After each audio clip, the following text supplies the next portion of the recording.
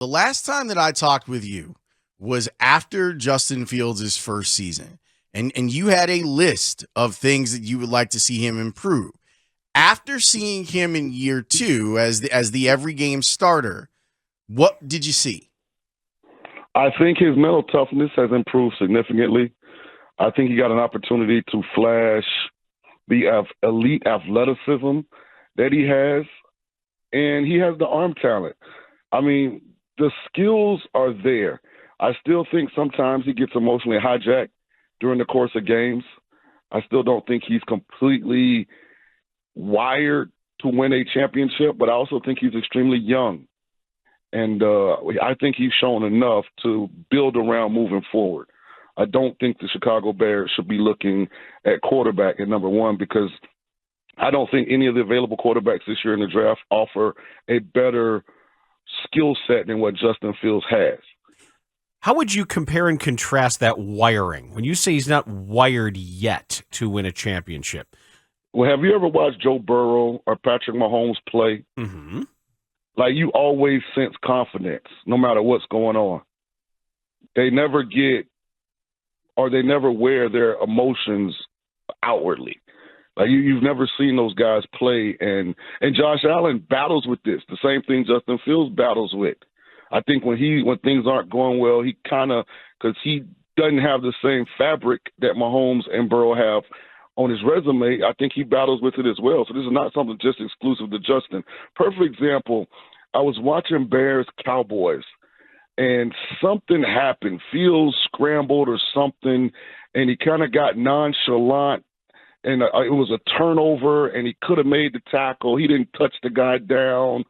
Like, it's little things like that he has to improve on. But yeah, I want to be crystal clear. The Bears, I think he's shown enough to build around. I think the thing now is let's surround him with elite pieces, like the Eagles did with Jalen Hurts. The skill sets between Hurts and Justin are very similar. The difference is Philly's further along in the roster development process than Chicago is. You know, how good would Justin be if he had A.J. Brown and Devonta Smith and Dallas Goedert and Miles Sanders and Gainwell and all those guys to go along with an elite defense? So I think as the Bears organization, that's the next step. Let's get better around him. We know that you spent a big chunk of your adulthood as a quarterback coach. Like, you work with and have worked with quarterbacks. So if you're looking at Justin and you're saying, all right, I need to get him emotionally stronger, what steps would you suggest that he take to get to that point? Control the controllables. You know, you can't let the chaos around you take you out of the mindset it takes to be successful play in and play out.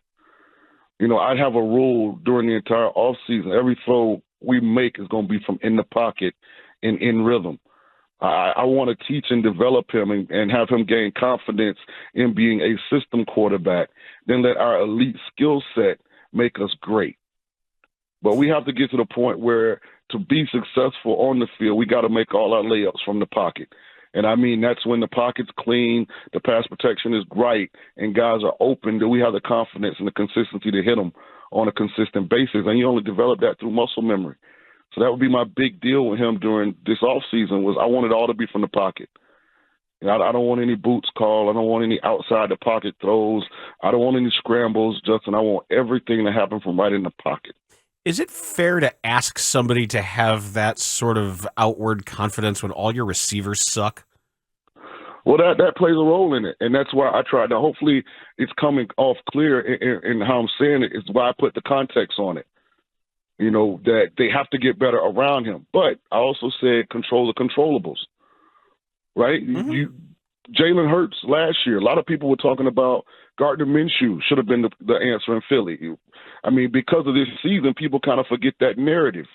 Coming into this season, there were a lot of national people who people think are really intelligent and smart that said Gardner Minshew would be the guy because Hurts wouldn't get off to a great start. But you never see in Hurts' demeanor, is he up or down, until after the game is over. And that's just where I would challenge Justin. Let's channel that energy always in a positive direction because the next play is the only play that matters once this play ended. Shaun, how does one develop – see how I can – I'm trying to figure out how I can say this. How does one develop the pocket awareness to use their athleticism in the pocket, where it might be a step to the left or you're climbing the ladder. When did you get comfortable with that? And when you're looking at tape of the best quarterbacks, what do you see as far as that's concerned? Well, it's twofolded. The first thing is muscle memory. I guarantee you, if I have not watched one snap of Bears 7-on-7 or 11-on-11, but I guarantee if somebody sent me a breakdown of all of their passes from 7-on-7 and 11-on-11, I guarantee 50 to 55% of them, the throws are not coming off in rhythm. And I would just mandate that this is what we got to do. And it's not a knock because he's a young quarterback. So some of that is, okay, he's seeing defenses he hasn't seen. Some of that is, the pass protection isn't always the best, but you got to create that muscle memory. I was a quarterback coach. I had a young player, Quentin Flowers, skill set very similar to Justin Fields. I used to put PVC pipes around him in 7-on-7 where he could not leave outside of the PVC pipes. I wanted to get him comfortable from the pocket, throwing the ball to the wide side of the field, to the short side of the field, in between the hashes and the numbers to the sideline, all from one spot. And that just takes repetition. Second thing is, and I don't understand why a lot of coordinators and play callers in the National Football League don't get this, an athletic quarterback is much more dangerous when there's a designed pass play than he is when you're designing a bunch of QB runs. Why and how? When I have 4 eligibles that the defense has to account for, that means that they are not focused on who? Me. So now when I decide to scramble because I've gone through my reads and no one's there, there are less eyes on me. There's less attention on me, which means the contact generally is not as significant because people are having to redirect. They're having to change direction now. Their angles and their fits aren't what they would be is if all of my runs or the majority of my runs come from design QB runs. Now the physicality that impacts running backs, what do we say about running back? Those guys don't last long. Why? Because they're always getting hit. So when you call all those design QB runs, you just put the quarterback in harm's way when I think he can be just as effective if you take 30, 40% of those called QB runs and make them call passes.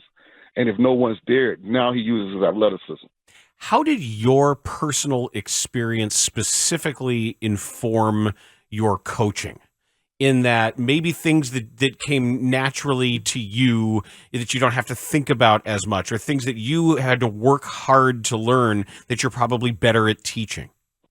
Well, because I understand that development at that position has nothing to do with the system. It has to do with the psychology of being able to go out and be confident and be aggressive but not be reckless, of how to handle success and failure. I know the little nuances that you need to hear. Hey, man, make all your layups. Hey, every deep ball that's thrown out of bounds or overthrown is incomplete. Like all of those little things that a quarterback has to hear day in and day out, regardless of if things are going well or they're going bad, because that's what you rely on when you get in the game. For instance, I was talking in San Francisco radio, and if I was coaching Brock Purdy, I would have told him in the Seahawks game, put your finger down your mouth and make yourself throw up, because it happened to me. I got out there, and I had never been nervous. I had never been anxious, and all of a sudden I was talking. I didn't know what I was saying. I knew I had the ball, but I couldn't feel it. And it was something about just me making myself dry heave that brought me all the way back to how my normal faculties functioned. So it's just certain things that, when you've been through it, that you can help a young player relate in the middle of it. And, yeah, they've got to understand the scheme and know the scheme, but that's a classroom thing. How you are able to take that information and implement it is what creates your legacy as a player in a good or bad way.